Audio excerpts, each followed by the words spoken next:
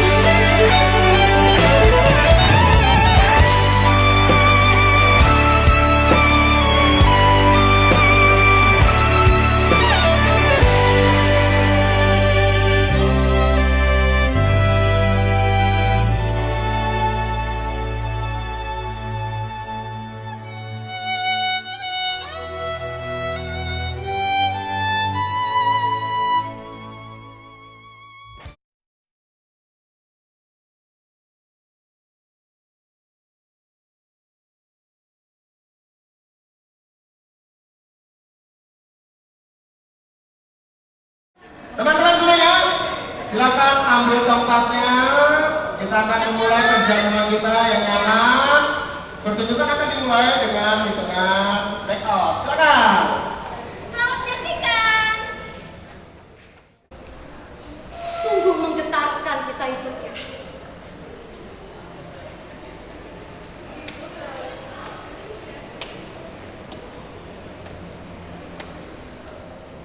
Aku mengetahuinya dari cerita seorang dokter penjara, seorang laki-laki,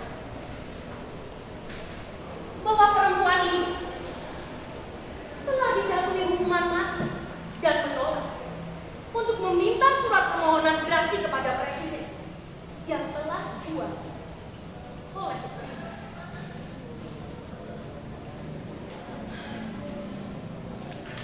Ia merasa iba karena menurutnya perempuan yang lemah lembut itu tidak bisa jadi pembunuh.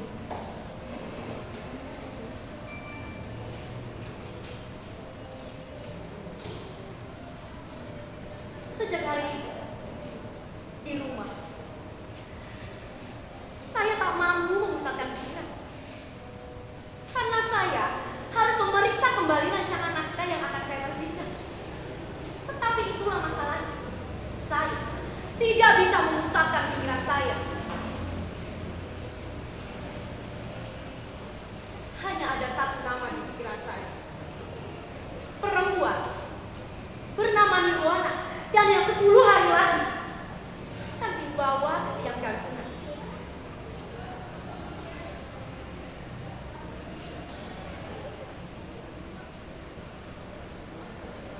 Keesokan harinya, pagi-pagi sekali, saya kembali datang ke penjara itu. Lalu saya bertemu dengan seorang sipir perempuan untuk bertemu dengan Nirwana.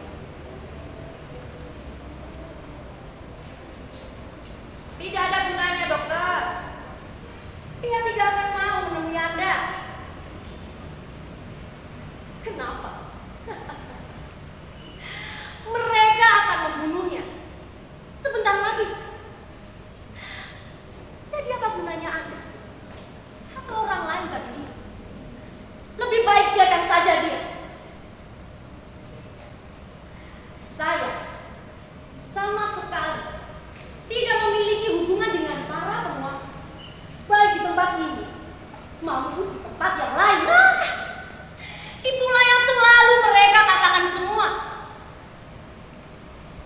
Apa sebabnya oleh kita? Kau pikir Firdaus tidak bersalah? Bahwa dia tidak membunuh orang itu? Pembunuh atau bukan, dia adalah seorang perempuan yang tidak bersalah dan tidak perlu dihukum gantung.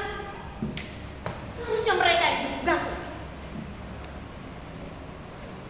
Lebih baik Anda katakan kepada saya, siapa sebenarnya Anda itu? Apakah mereka yang mengirim Anda kemari?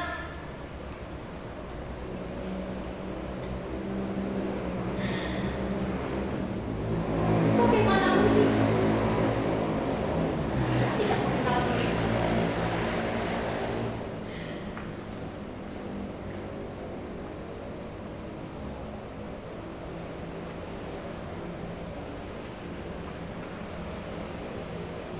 Beberapa kali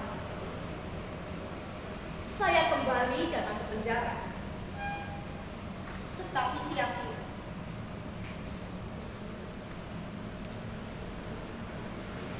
Seluruh kehidupan saya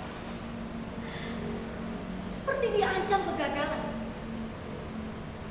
kegelisahan, ketakutan merambah di diri saya, meruntuhkan seluruh kepercayaan diri.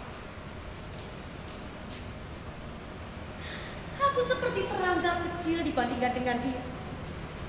Seorang perempuan, pembunuh, dan sebentar lagi akan dibunuh juga. Dan aku dapat melihat di dalam bayangan itu sendiri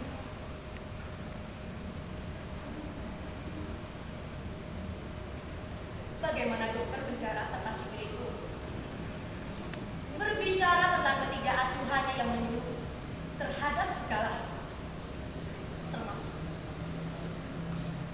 sikap penolakannya menemui saya yang semakin membuat saya tercekam, tak berdaya, tak berapa-apa, yang semakin terus bertambah. Dia lebih baik dari kepala negara. Bahkan dia lebih baik dari semua orang laki-laki maupun perempuan yang telah biasa kita lihat, dengar, ataupun ketahui.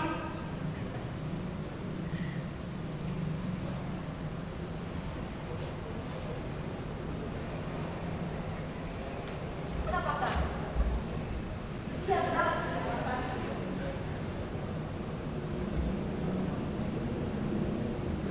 Apakah dia menolak saya? Karena tanpa mengenali saya.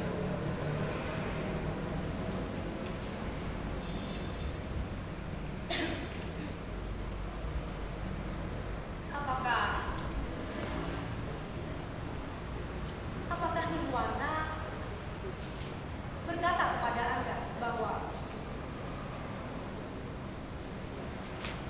ia mengenal saya? Tidak. Dia tidak mengatakan apa-apa. Tapi dia mengatakan, bagaimana Anda tahu bahwa dia mengenal saya? Saya dapat menerka perasaan.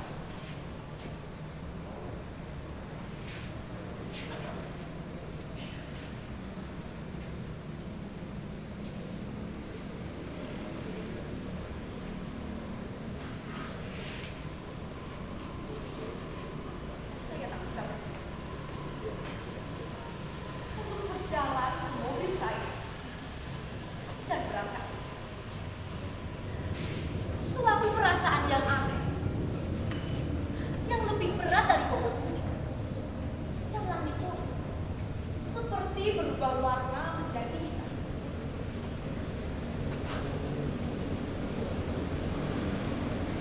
Dan mendekat saya dengan berat yang pertama.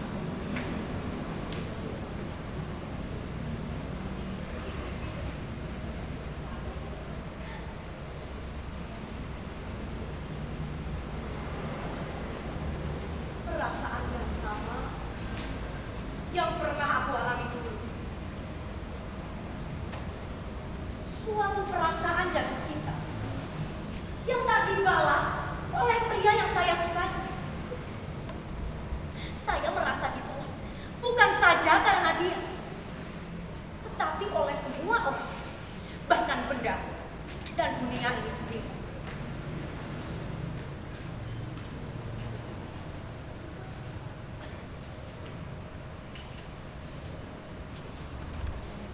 Dalam pandangan seorang sipir perempuan yang sedang menyikat lantai lorong gedung itu menimbulkan perasaan jijik luar biasa. Dia tak lebih dari seorang perempuan yang tidak bisa membaca, menulis, dan tak tahu apa-apa tentang ilmu jiwa. Jadi, apa sebabnya saya percaya pada seluruh perkataannya? Nirwana tidak mengatakan apa-apa. Sipir itu saja yang menduganya. Tidak ada alasan baginya untuk merasa sakit hati. Penolakannya untuk bertemu dengan saya bukan ditujukan kepada diri saya sendiri, tetapi terhadap dunia dan setiap orang yang ada di dunia.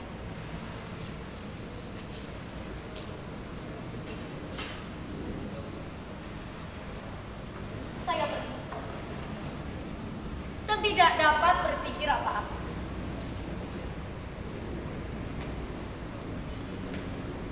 Saat membuka pintu mobil, saya seperti menemukan identitas saya kembali. Harga diri saya sebagai seorang dokter. Apapun keadaannya, seorang dokter sudah tentu lebih dihargai daripada seorang perempuan yang dihukum mati karena membunuh.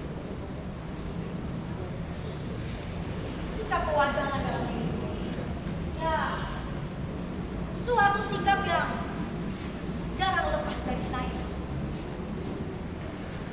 Seakan-akan saya ini seekor serangga yang tak berani, yang sedang merayap di antara beribu-ribu serangga lainnya yang sama.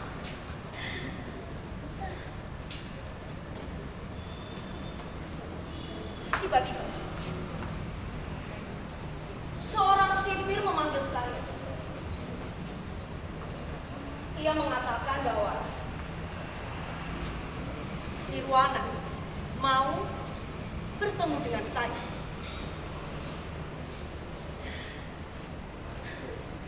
Dadanya naik turun terengah-engah, membuat saya ketularan. Ada perasaan bingung, senang, bercampur aduk.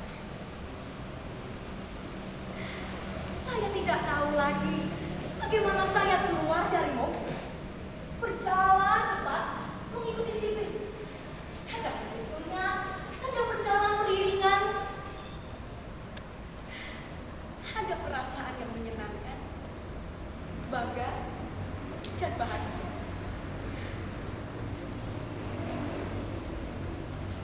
Perasaan yang sama yang pernah saya alami bertahun-tahun yang lalu. Rasanya seperti sedang berjalan ke arah pria yang saya cintai untuk pertama kalinya.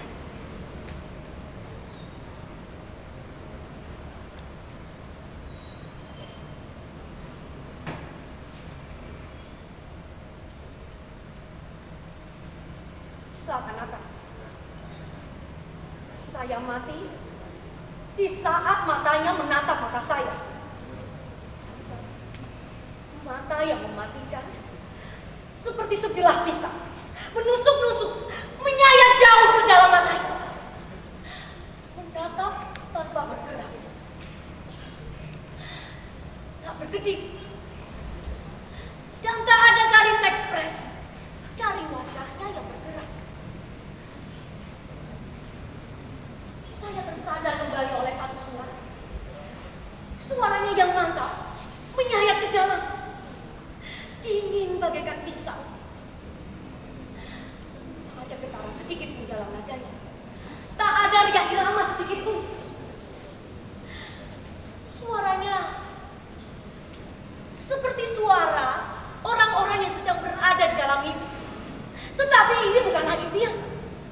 Itu suara perempuan yang duduk di depan saya, yang memenuhi telinga saya dengan bunyinya bergema di dalam ruang sel.